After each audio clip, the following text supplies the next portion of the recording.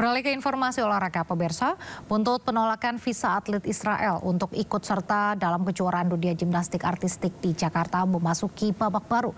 Federasi Olahraga Internasional atau IOC memutuskan untuk melarang seluruh pertandingan internasional yang diatur IOC digelar di Indonesia, termasuk Olimpiade.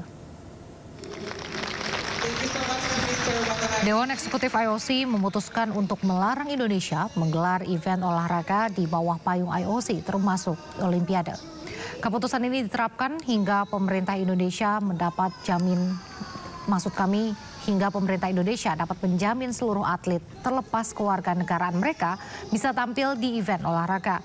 IOC juga merekomendasikan seluruh federasi internasional untuk tidak menggelar event atau pertemuan apapun di Indonesia hingga masalah ini terselesaikan.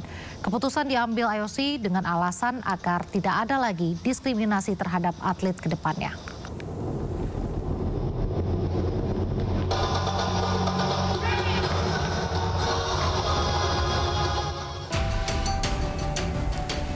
Menanggapi keputusan IOC, Menpora Erick Thohir menegaskan, pemerintah Indonesia berpegang pada prinsip untuk menjaga keamanan, ketertiban umum, dan kepentingan publik dalam setiap penyelenggaraan event internasional. Erick juga menegaskan langkah tersebut dilandasi ketentuan konstitusi yang berlaku, di mana Indonesia tidak memiliki hubungan diplomatik dengan Israel. Menpora juga memahami keputusan tersebut membawa konsekuensi di mana Indonesia tidak dapat menjadi tuan rumah kejuaraan di bawah payung Olimpiade selama tidak dapat menerima kehadiran Israel. Menyikapi hal tersebut, Menpora menegaskan pemerintah Indonesia tetap berkomitmen mempersiapkan blueprint pembangunan olahraga nasional dan berperan aktif di berbagai ajang olahraga internasional.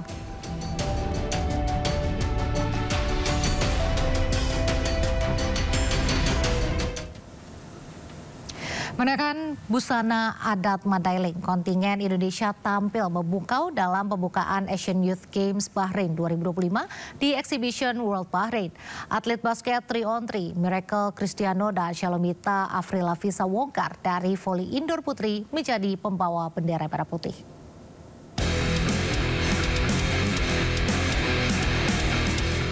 Defile kontingen Indonesia tampil penuh karakter saat pembukaan Asian Youth Games Bahrain 2025 di Exhibition World Bahrain tadi malam. Busana adat Mandailing dikenakan Chef de Mission CDM kontingen Indonesia Akbar Nasution sebagai cerminan filosofi perjuangan dan keberanian para atlet di panggung internasional. Sementara atlet basket 3-on-3 Miracle Cristiano dan atlet voli indoor putri Shalomita Afrilafisa Wongkar dipercaya menjadi pembawa bendera. Keduanya mengenakan busana adat Batakaro yang dipercaya melambangkan kekuatan karakter dan keanggunan budaya Sumatera Utara. Upacara pembukaan yang berlangsung meriah ini menandai dimulainya pesta olahraga bagi atlet muda terbaik Asia secara keseluruhan. Indonesia menurunkan 123 atlet yang akan bertanding di 21 cabang olahraga pada Asian Youth Games ketiga ini. Saat ini Indonesia menduduki posisi kedua dalam perolehan medali dalam ajang Asian Youth Games 2025 Bahrain dengan menorehkan 1 emas dan 1 perunggu. Dan berikut klasemen sementara perolehan medali.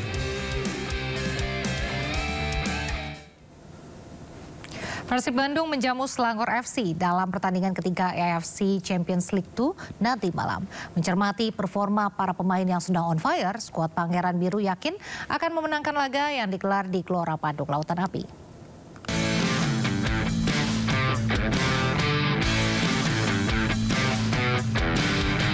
Persib Bandung menjamu Selangor FC di matchday ketiga Grup G AFC Champions League 2 di Gelora Bandung Lautan Api, Bandung, Kamis malam. Maung Bandung tentu berambisi memetik kemenangan di depan ribuan pendukung fanatiknya. Beberapa pemain Persib yang sedang on fire akan menjadi tumpuan pelatih Bojan Hodak.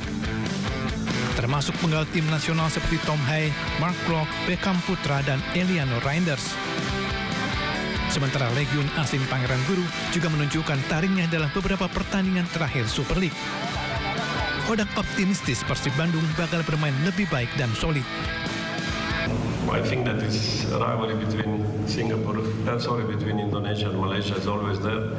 Selangor is one of the best clubs from Malaysia, and it will be a tough match. They changed the coach a few weeks ago. They have new coach, and suddenly they improving. So They have lots of good players. They scoring attackingly. They're really good. They scoring lots of goals. Untuk match ini sangat penting buat kita karena semua tahu target kita musim ini adalah lolos dari fase grup dan besok adalah game sangat penting buat itu. So kita lihat ke depan untuk besok. Semoga Boboto datang dan kita bikin atmosfer yang sangat baik di ASL di kandang. Dan kita juga bikin hasil yang baik buat tim. Sementara Selangor FC berambisi keluar dari keterpurukan karena terdampar di dasar klasemen Grup G. Dengan pelatih baru serta pemain liga domestik yang membaik, Nur Al-Rawabdeh dan kawan-kawan yakin mampu memberikan perlawanan terbaik. Pelatih Selangor FC Christophe Kemmel optimistis anak asuhnya bisa meredam keganasan Persib Bandung. Our preparation has been okay.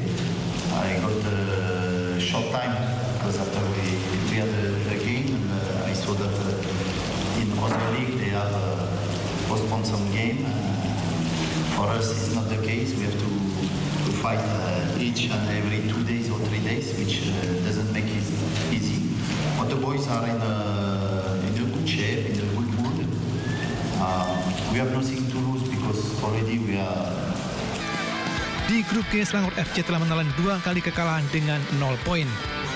Sementara Persib mendulang sekali menang dan sekali imbang, membukukan 4 poin. Dari Bandung, Jawa Barat, Muji Prayitno, iNews melaporkan.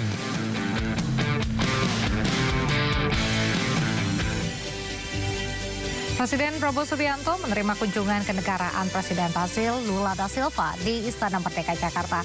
Informasi lengkapnya usai jeda, tetaplah di Sindo Sore.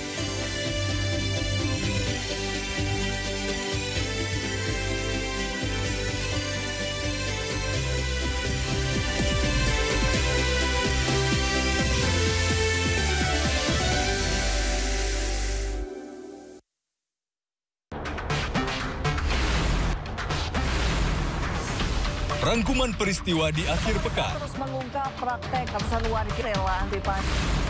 Melihat pemberitaan dari banyak sisi. Prabowo Subianto juga untuk menyerap gabah kering panen petani yang faktanya juga bahwa beliau masih dalam pemulihan. Ini harus diperbaiki gitu ya.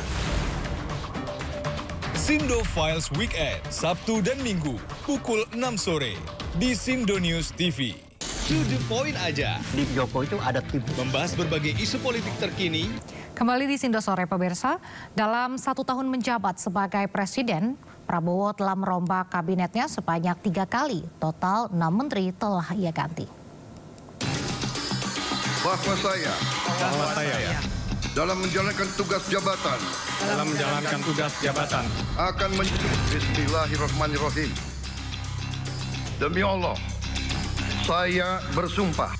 Prabowo Subianto dan Gibran Rakabuming Raka dilantik menjadi presiden dan wakil presiden pada 20 Oktober 2024. Usai pelantikan, Presiden Prabowo membentuk kabinet yang diberi nama Kabinet Merah Putih. Total ada 48 menteri, 5 kepala badan, serta 59 wakil menteri.